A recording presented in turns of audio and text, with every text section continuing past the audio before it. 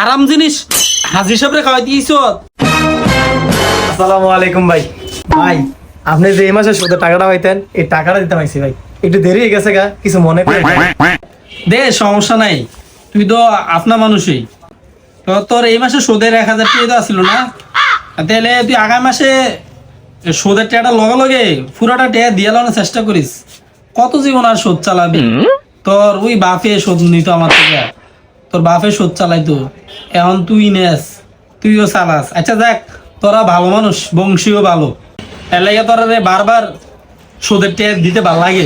আচ্ছা তোর আশেপাশে যারা আছে গরিব টরিব সুদের টাকা পয়সা লাগে, তারা রে লই আইস, কইস কইস বলে ওই মিজানাজ হিসাব নিউ মার্কেট দোকানদার এবারে সুদের টাকা লাগায় নিস, সমস্যা নেই। ভাই আপনার লাগে একটু মাংস রান্না করে আনছিলাম ভাই। এ দেখছ, তোরে আমার এর লেগেই ভাল লাগে, তুই মাঝে মধ্যে এটা সেটা দেশ। তো তো অনেক খুশি হয়েছি বুঝলি। তো কি দরকার আছিল তুই এখন আবার টাকা পয়সা খরচ করে এই তরকারি মরকারি রান্না করে আনলি? ভাই টাকা পয়সা কোনো কিছু খরচ হয়েছে না তো? তো টাকা পয়সা খরচ ছাড়া তুই আমার লাগে মাংস আনলি, বুঝলাম না তো আমি কিচ্ছু।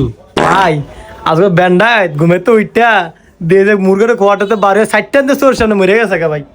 আহরের 2টা মুরগা ছিল আমার, এই মুরগাটি তার হালান যায় না, চিন্তা করছি আজকে তো আপনার সোদার টেহারা দেম লোকে দুটা মুরগা রাইন দেন আপনার দেই, আপনি খুশি হইবেন ভাই। তোর এত বড় সাহস, তুই হাজি সাহেবরে মরা মুরগা, হারাম হারাম, মরা মুরগা খানা হারাম, তুই জানোস না? তুই আমার লাগে মরা মুরগা লই আইছ, তোর সাহস তো কম না বেয়াদব। তোর বালা কইছিলাম না তুই বালা না, তুই হারাম জিনিস হাজি সাহেবরে খাওয়াই দিয়েছ। হাজি সাহেব হারাম জিনিস খায়? ভাই আপনি তো দেখতেছি ইসলাম সম্পর্কে খুব ভালোই জানেন, তাহলে সুদখানা জানে হারাম ভাই, এটা কি আপনি জানেন না? সুদখানা যে হারাম এটা জানেন না, কিন্তু মরা মুরগা যে খাওয়া হারাম এটা বা ভালোই জানেন। হ্যাঁ তো ভাই মরা মুরগা আর কি সুদের মধ্যে পার্থক্যটা কি? দুইটা দেখ।